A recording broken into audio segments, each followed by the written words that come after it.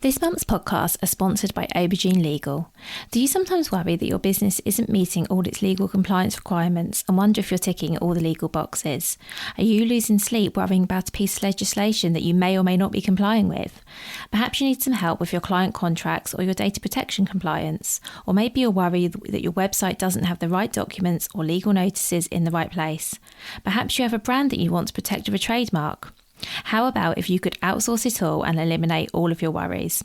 If so, then get in touch with Aubergine Legal, a friendly commercial legal consultancy offering practical and clear commercial legal advice without the overwhelming legal jargon, taking the worry away and helping you to protect your business and minimise your risks. Aubergine offers a free 30-minute consultation if you have any questions or want to find out if they can help, and you can access this link and book your free 30-minute call via the link in the show notes.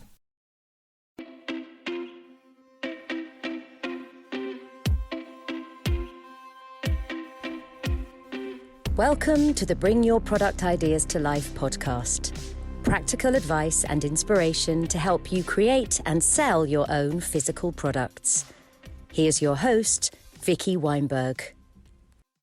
Hello, today I'm talking to Ciara from Pico Party. So Pico brings sustainability to all occasions with a current focus on children's events. So what Ciara sells is sustainable party wear, and we had a really great conversation about why she chose to start a business selling these products, some of the issues around sourcing them, what sustainable party wear even is, and we covered all kinds of things. I was super impressed with everything that Ciara shared and everything that she's done and her vision for the company.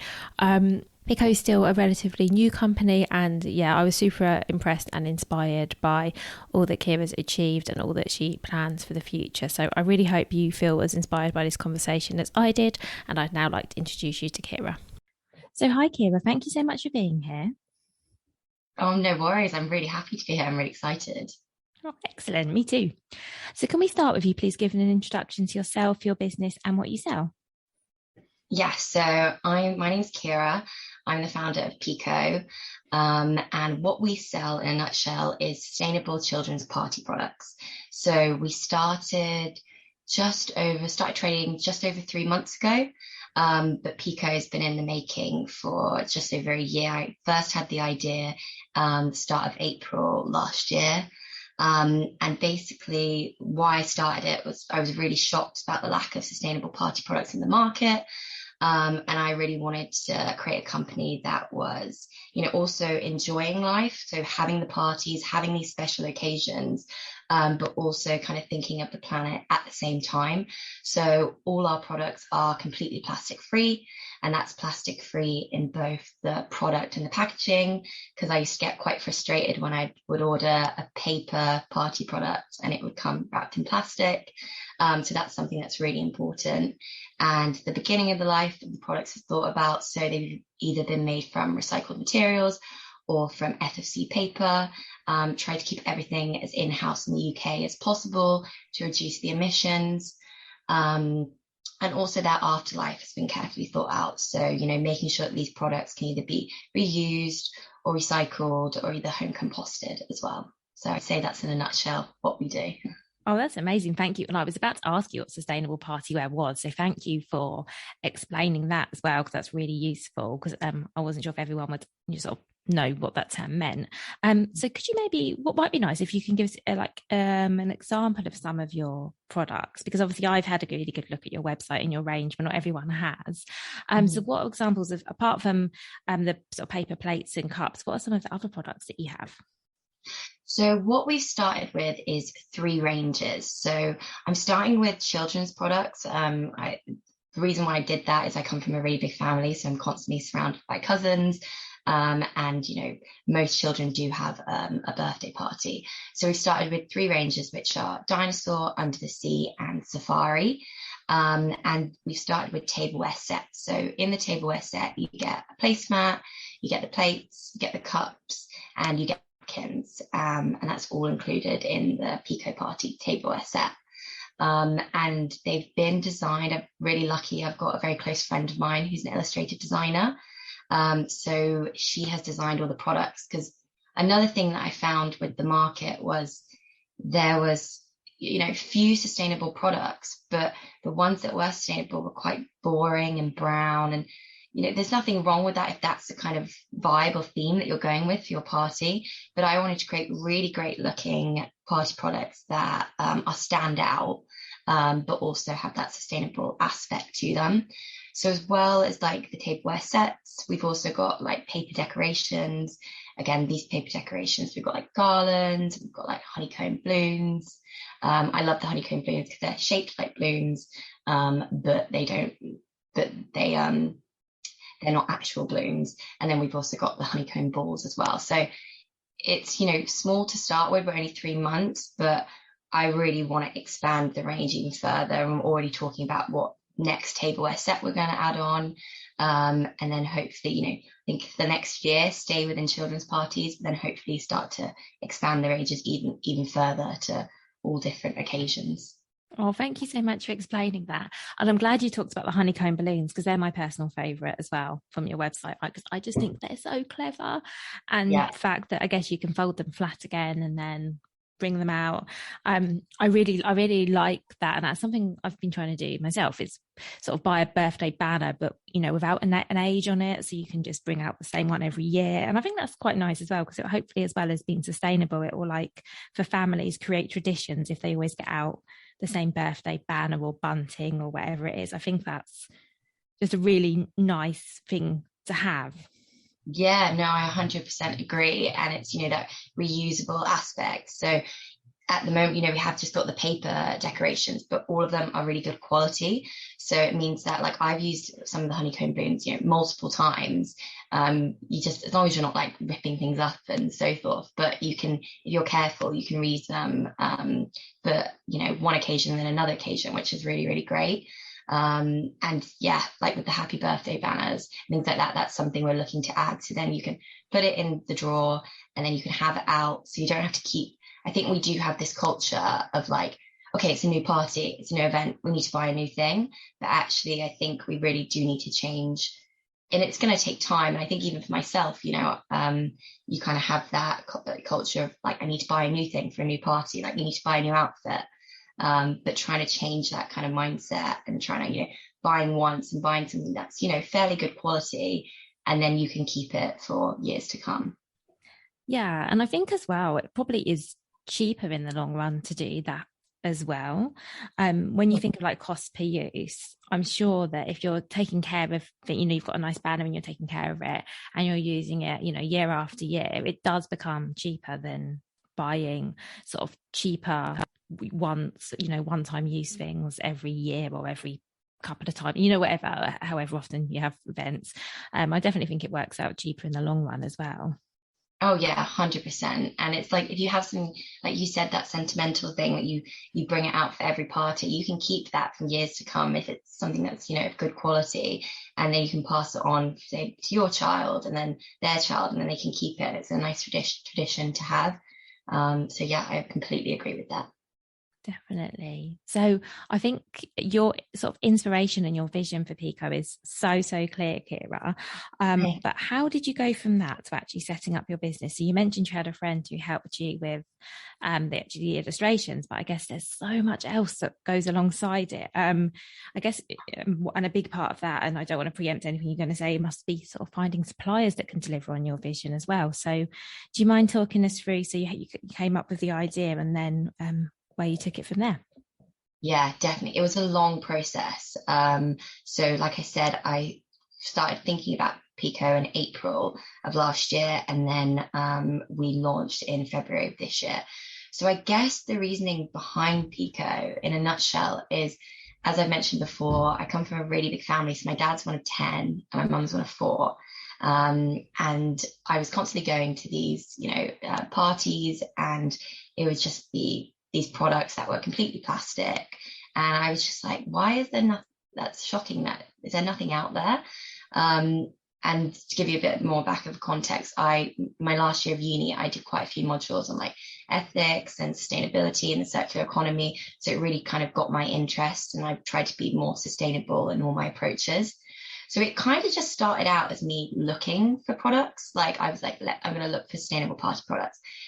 And I was just really shocked. I was like, there isn't really much out there. There was maybe a few companies that had like a small sustainable range that was, again, quite boring and nothing really that exciting. Um, and I was just like, is there not one company like their focus is about making party products more eco-friendly? And I just really couldn't find anything. So then I probably spent the next like 2, 3 months really researching the market, looking at what the competitors were doing, just really making sure that there was nothing out there. Not that it may would have stopped me, but just if there's someone already doing it really well, maybe it would have, stopped me from doing it.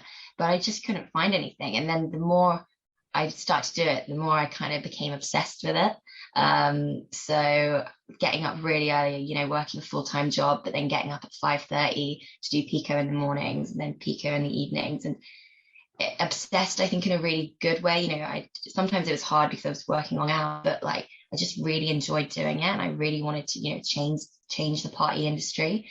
So, and then in terms of like getting a suppliers, it was hard. It was tough because, and then I started to realize maybe why there wasn't anyone in the UK doing it, because it actually was really hard to find suppliers.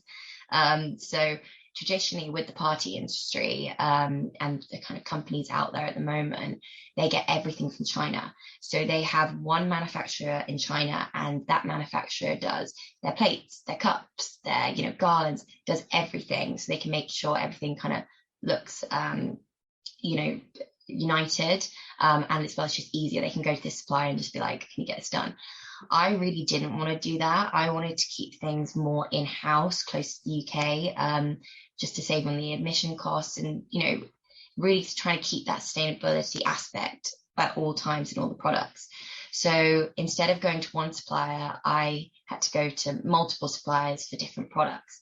And that was tricky. I remember I probably spent about 5, 6 months just trying to find a supplier, and it was tough. Like I couldn't find really ones at times that could do what I wanted. Like there would be some times that I would find one that could do what I wanted, but they wanted 100,000 minimum order quantity. And that was, a huge investment for me at the beginning when I didn't really have the capital to do that. And I also didn't want to be investing in this huge stock and then not selling it and then having to pay for, somewhere to keep the stock.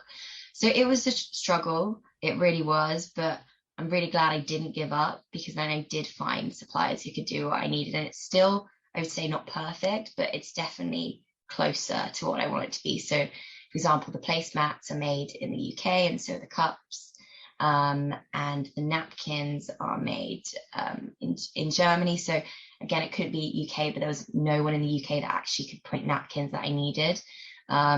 But that's something to think about for the future, how I can bring that more in-house and maybe making the napkins in-house. So yeah, trying to keep everything as close to the UK as possible, but also having that sustainability aspect and the way the products are made and what the materials are made for.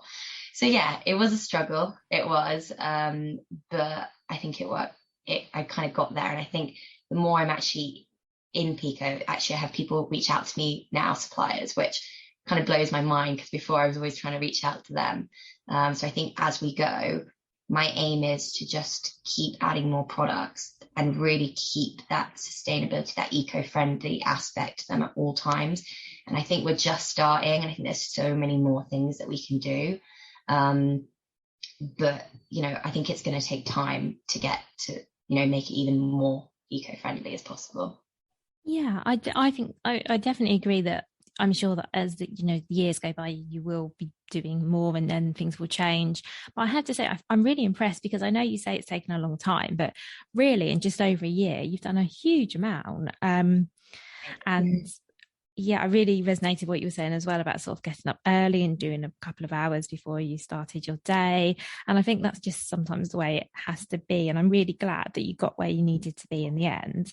And just when you're talking about the suppliers, so how were you finding them? Because I think that's something people might be interested in is, were you just using Google, or were you going to trade shows? What were you doing?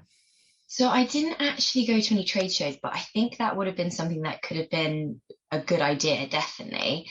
It was Google, but I would say not just aimlessly kind of Googling and, just looking. I had like a really detailed spreadsheet, making sure, every time I'd contact probably like maybe 20 suppliers one morning. And then every time they got back to me, I would then comment if they couldn't do it or if they could, and making sure that, I wasn't just reaching out to the same one twice. But also, talking to other suppliers. So, if maybe one supplier can't do what you want, just asking them, do you have any recommendations? They've been in the industry normally for quite a long time, and that seemed to kind of help as well. But yeah, it was Googling was my main kind of way of finding them. Yeah, I do think that's underestimated. Sometimes when people ask me how to find suppliers and I say Google, I think people think maybe there's more to it than that. But Google in a spreadsheet is how I've always done it as well. And I don't know whether you found the same, Ciara, but something that I would add is I always found that you had to go beyond page one of Google. You had to go deeper into the searches than you would if you were doing like a regular search in your day-to-day life. Like sometimes the supplier you need might be on page 4 or page 5, which most of us, let's face it, don't go that far. But I found that sometimes there'd be a great supplier, but they're a really small company based, somewhere in the Midlands. And so they're not on page 1 of Google, but they are exactly what you're looking for. Yeah, no, 100%. I did the same thing, like trolling through Google and also trying to change what you're searching. So maybe changing like a few words. Like I was looking for full coverage napkins, which no one does in the UK. But trying to, type it in a different way before I knew that, it couldn't be UK based. But just changing that search term a little bit seemed to help. But yeah, it was a struggle, and it wasn't the funnest thing to do. It was exciting in a sense because I was like, every time I got closer to finding a supplier, that was exciting, and then I got closer to making Pico, the vision become reality. But I think it's definitely one of those things that you can't give up, because I remember there was points where I was like, I don't know if this is even possible. Like but I think you have to take. And it sounds so dramatic just trying to find a supplier, but that's what I needed to then make Pico, become what it is. But I think, yeah, you just have to like kind of not give up and just keep looking, and just keep reaching out to people, and it will happen, which thankfully for me it did. Yeah, thank you so much for explaining all of that, because finding a supplier is obviously one of the most important things. And I personally think it is possibly the hardest, and not hard in terms of what you have to do, because it's relatively easy, isn't it? Well, what am I trying to say? It is searching and reaching out to people, which isn't like it's a skill that all of us can do it. But I think what's hard is the fact that it can be quite boring and quite soul destroying. And I like the point you made about trying different search terms in Google as well, because I think often we don't really even know what we're searching for, because sometimes searching like, I don't know, napkin supplier, I don't know if you found if the same, but often I think when you do any of these searches, what you end up with is a lot of wholesalers rather than the actual manufacturers. So I think, yeah, learning how to sort of tweak your searches in Google is definitely a skill as well. And you do need a fair bit of patience. Oh, yeah, 100%. And I think, like, I had a lot of suppliers say to me, like, why don't you just buy products that are already made? And I was like, no, I want to start something new. I want to, do something fresh. So, and not, sometimes you do need to listen to people. And if they have experience, 100%, I think do. But sometimes if you're going with your gut feeling, like there's so many times people said to me, why don't you just buy some things that are already made and, resell them? And that probably would have been the easy route. But I'm really glad that I didn't, because now I think our products are great and they are really unique. And that's kind of the Pico branding, and that's what we want to be. And I wouldn't have been able to do that if I had products already in the market. I'm so impressed, Ciara, that how much you've held on to your vision. I just think that's so impressive. And I think it just goes to show that having a really clear vision, I think you do get there in the end, because it sounds like you were so like laser focused on this is what I want and this is not what I want. And I think that's really helped. Yeah, definitely. It's probably at times been like, I think my mum's like, you put yourself under too much stress because you're like, she's like, but yeah, it's probably I think definitely that, like, going with your gut and, like you said, going with like the vision, that's something that was so important to me. And I knew what I wanted to create. But then also I not being so naive and just creating something that you want, but actually talking to your target market. So I'm not a mum myself.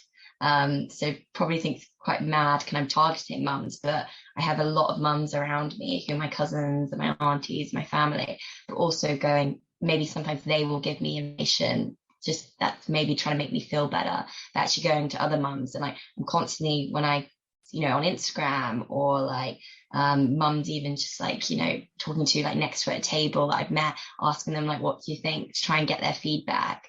Because they're the people that, are going to be buying the products. So I really need to, even though I've got this vision, and keep it like in a clear, sustainable and good looking way, but finding out what they really want and they really need, and making sure that it's products that they actually want to buy as well.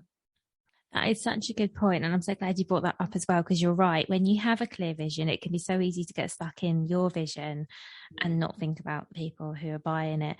But I guess they're the same but different also, I guess, because I mean your vision was to have products that are sustainable and reusable, but then I guess the other things around sort of how they look and sort of themes and colors and I guess there's lots of other things that it's great that your customers are able to give you input on. And yeah, it's brilliant you were doing that, and I can see that from your post that you're still doing that as well. So it's great that you're talking to your customers so much, because they will obviously tell you what they need, which will really help inform things going forwards.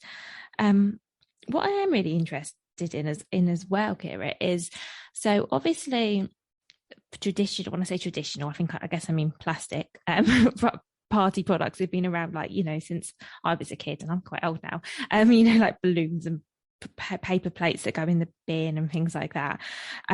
So what, I guess it's a two-part question. So are you finding there's a lot of education you need to do around why people need to be thinking about more sustainable party products, and if so, sort of how are you addressing that? Because I guess that's quite a challenge, that people might not be always looking to buy sustainable, although I think things are moving in that direction. And sorry, because I've asked you quite a lot of questions in one. I was trying to think of a more succinct way of saying that. Yeah, no, that makes completely sense. So yeah, I mean, I'm 23 now, but I remember growing up and we had plastic, everything at my parties, plastic, party bags, plastic plates, everything was. And the more I kind of researched into, why plastic was an issue, was so only 9% of plastics in the UK actually get recycled. So you put them into the bin, and just the way kind of like our waste infrastructure is, that only 9% get recycled, which is huge. And then these plastic items, which we use once, take hundreds of years to decompose. And then they also think that in 2050, there's going to be more plastic in the ocean than fish, which is a scary thing as well. And obviously the micro, I've got the word now, the plastic microfiber, that's it. They're going into the ocean, and then the fish are eating them, and then we're eating the fish.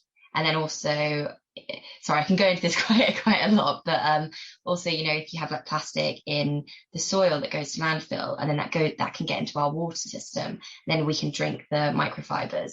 So it's quite a scary thing, I think, to think that, plastic, I know it seems harmless and you use it once, but actually, millions of people do use these plastic items, then it can cause such like a damaging effect to our planet. And I think even though, some plastics are recycled, just because of the way the waste infrastructure is, it doesn't actually get recycled.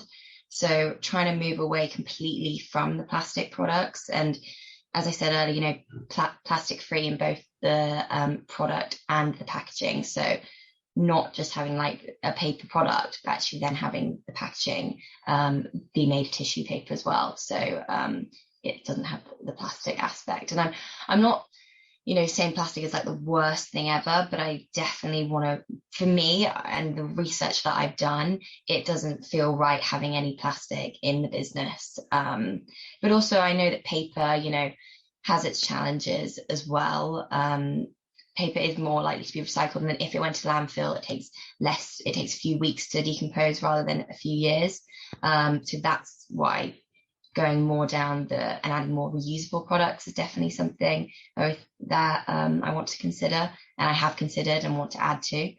So yeah, that's in a nutshell. So I think I went on and waffled there. No, you didn't at all. That's so interesting. And that fact, I don't know if you saw my face when you said the fact about, plastic and the fish. I was like, what? That's just scary. And yeah, and with, just it's something that I don't know. So with paper party products, so I'm thinking plates and cups, can they be disposed of in your... Are they biodegradable, or are they sort of recyclable like you'd recycle copper? Because I think once you have food on plates, you can't recycle them. Is that correct? Yes. Yeah. And I'm glad you brought that up, because that is something that, is in my mind actually constantly. So with the cups and stuff, it's fine. You can get rid of the drink and you can just put them in the recycling bin. But the cups that we have can also be, so it's quite confusing, but in the UK, we've got home composted and then we've got industrially composted. So industrially composted means that it goes to this waste unit and it can decompose, but it's done in an industrial environment. And there is a difference between home composting and industrial composted. Not all products can do both. With our cups, they can be home composted, they can also be industrial composted, and they can be recycled. I recommend, so we've got like a page for what we recommend to do. I recommend always recycling them, because then they can go back and they can be reused and made into new products. So that's what my stance is. But say if you did get them covered in food or whatever, then you could like cut them up and then literally put them in your compost at home, and that wouldn't be an issue. And similar with the plates. So with the plates, if you have, some kind of like, like cake or something like that hasn't got food all over the plate, then it can be recycled. It goes into this big kind of container, and like the water will kind of get rid of any of the residue and so forth.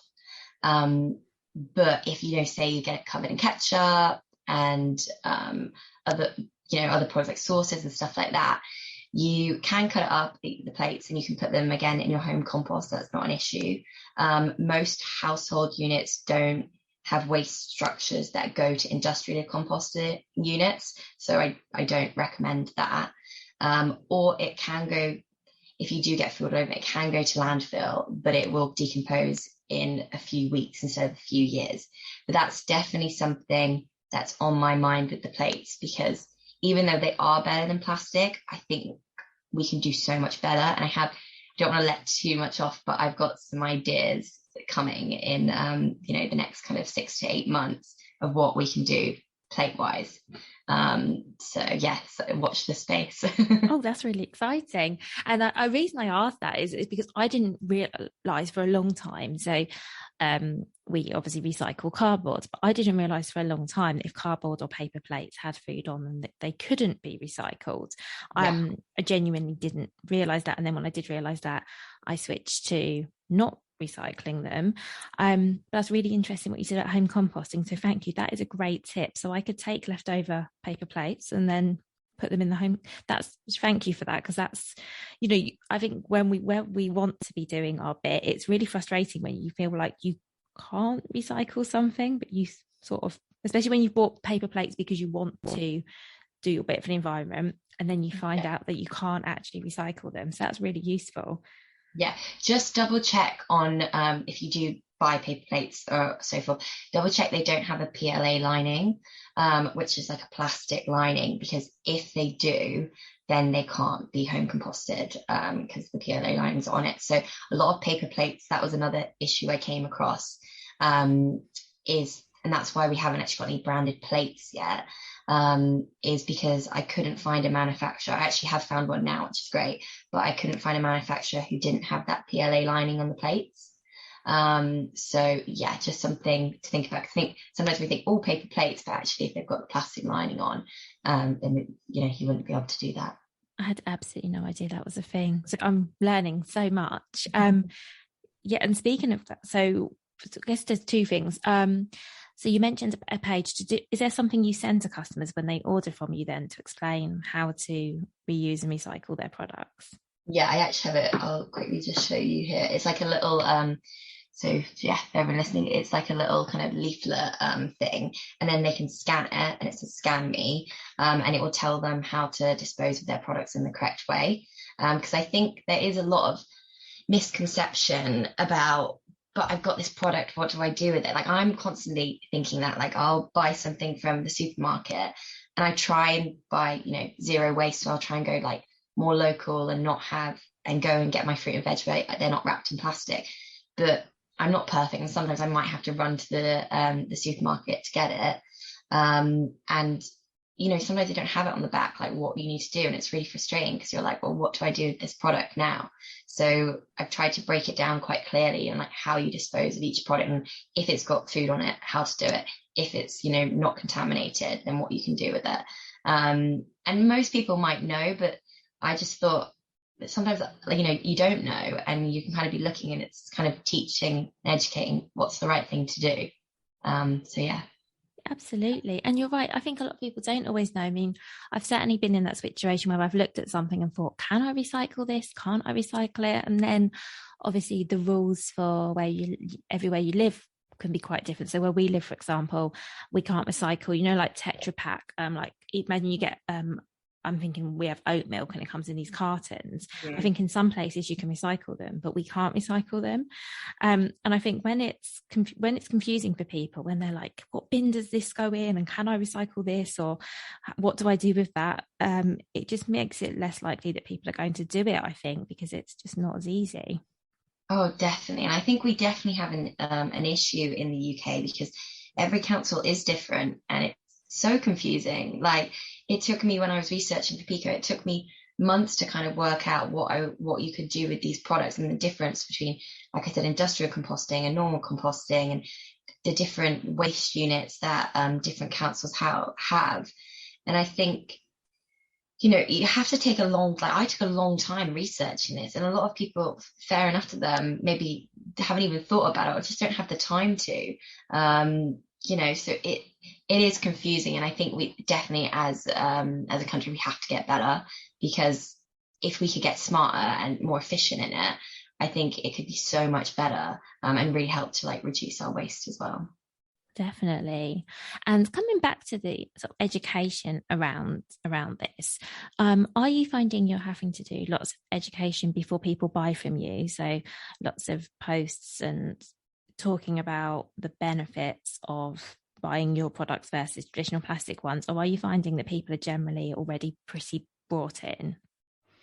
I think, yeah, people are quite excited. The two things that I really wanted to have a Pico was, the eco-friendly, sustainable side, and have that really strong. That's like at our core. But also have these really great looking products that people don't feel like, oh, I'll buy from them because they're sustainable, but actually like, oh no, I'm going to buy from them because their products are actually great. Like they look great. They've got that eco-friendly aspect. Like that's why I want to. So it's like almost, it's a really great benefit. They are sustainable, but they still want to purchase these products. They look great.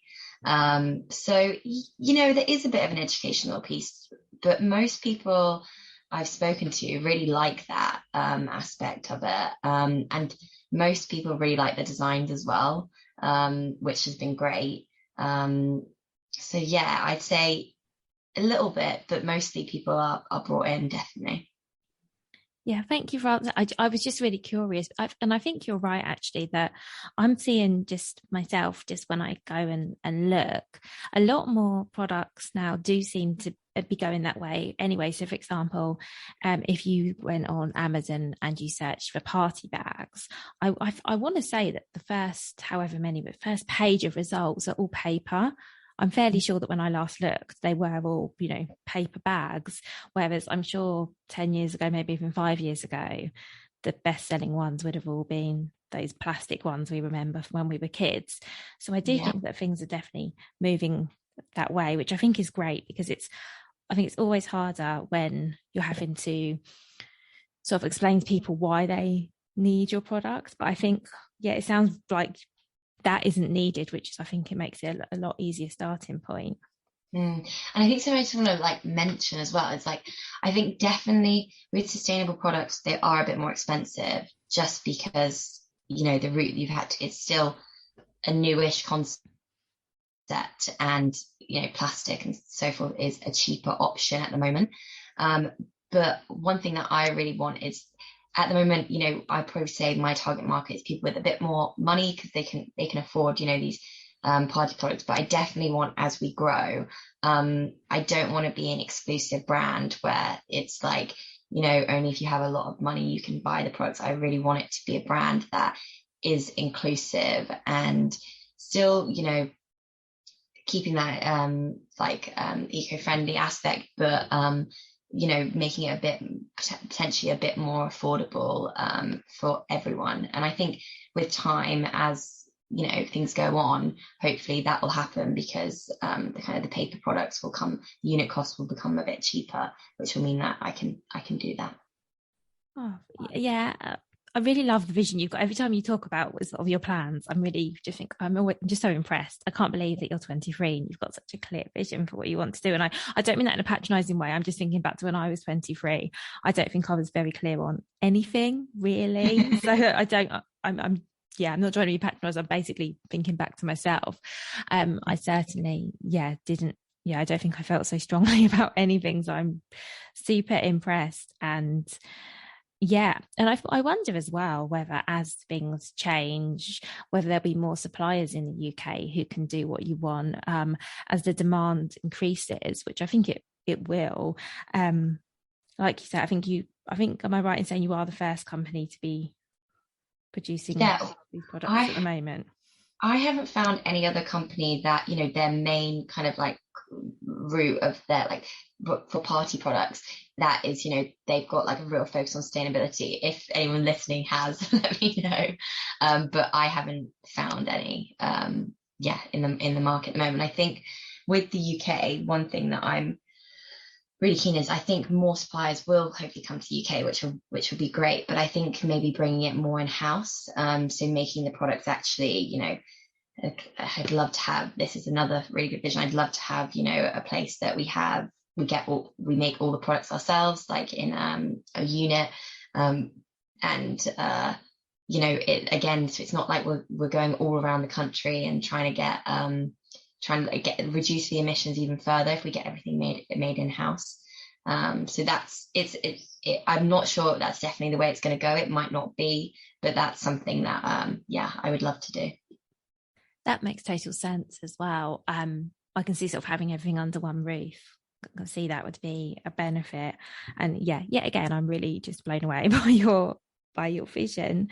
And I also feel as well that while I think it sounds like you probably are the first, or at least one of the first to do this, I don't think you're going to be the last. I think that other companies are going to start following what you're doing, which I think is amazing to be like out there ahead. But hopefully, as more companies think, oh, actually we could, as more companies maybe spring up or adapt to become more sustainable, hopefully that will change the supply as well, because I guess manufacturers will then also have to adapt if companies are saying, okay, we're moving away from plastic and we're moving more this way.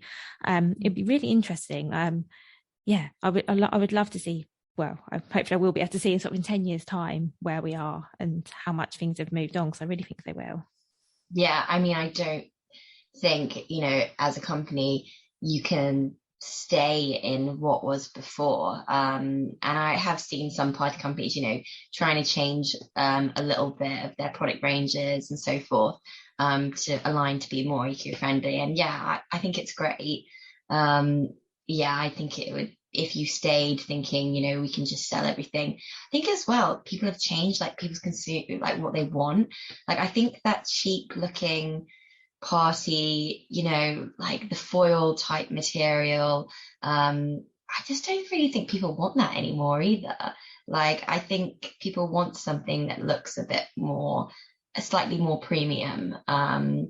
So yeah, I think as consumers, they are changing as well. So, and I think it is consumer driven that is making these companies change as well. Definitely. And I wonder as well if, it's not as well as the consumers, I'm assuming that there'll be changed legislation around, what products are made from, for example. And I mean, I'm hoping anyway that things are going to move in a way where it becomes harder for companies to produce products that aren't sustainable when there is a sustainable option. Does that make sense? Yeah, no, 100%. I mean, I think they're definitely there's even talk, of like getting rid of like single-use plastic and stuff like that. The government has spoken about it, so I think it is coming. And yeah, I welcome it. I think it's good. Like, I'm not naive enough to think I'm going to be the only eco-friendly, party business. But I definitely, yeah, I want more businesses to be like that. And I think it's great that people are thinking business is changing. But I also think, you need to be careful that these businesses aren't saying they're greenwashing. They're saying they're doing something really great, but actually, they're maybe covering something up. They're doing one thing that's great, but actually all the other things are not so good.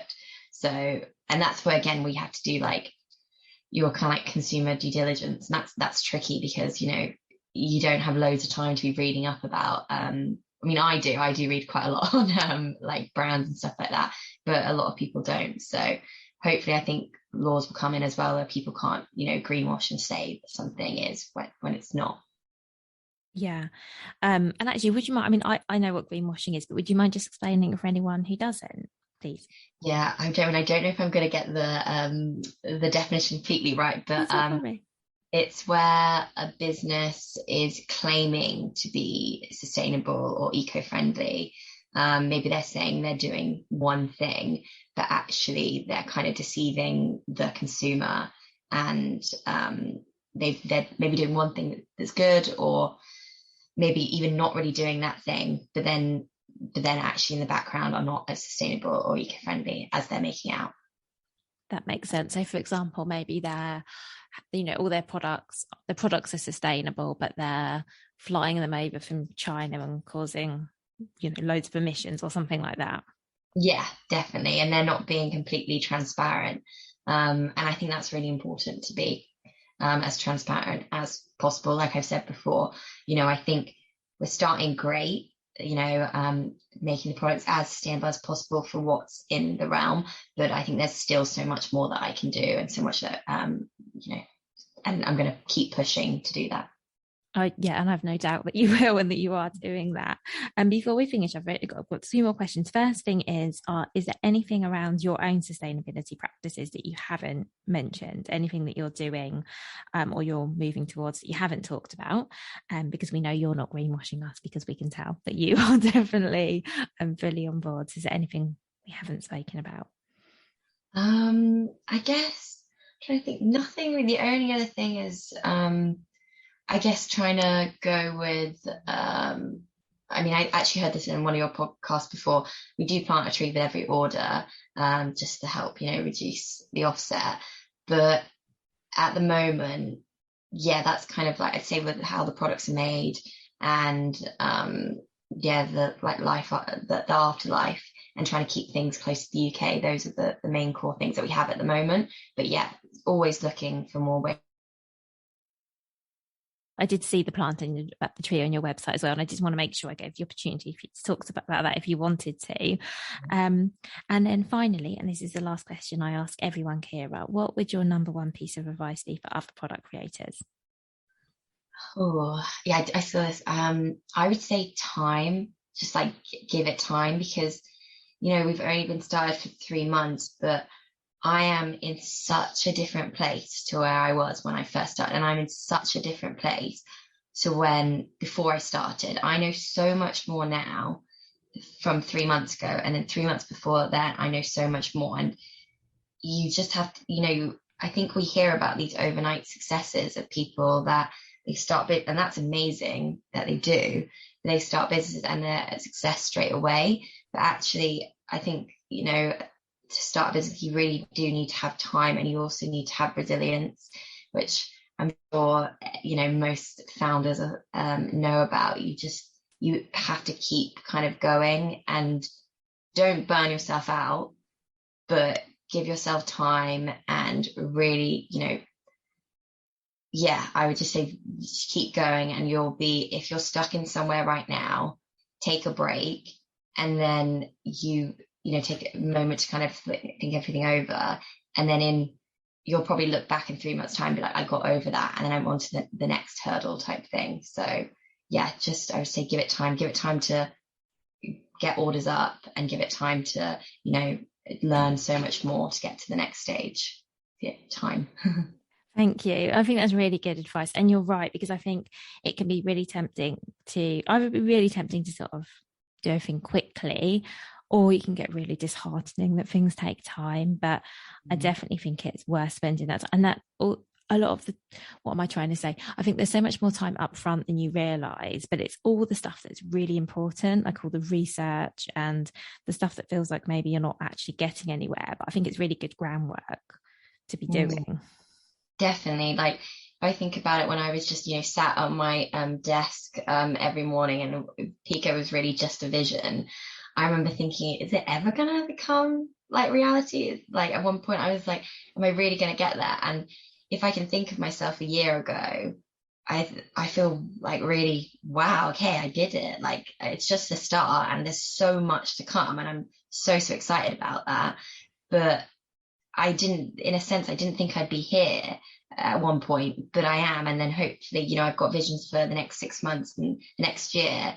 And hopefully I can look back and be like, I actually did get here, and, be proud of that. And I think as well that it seems like a long time, but then I was mentioning before we started recording that we last spoke last year.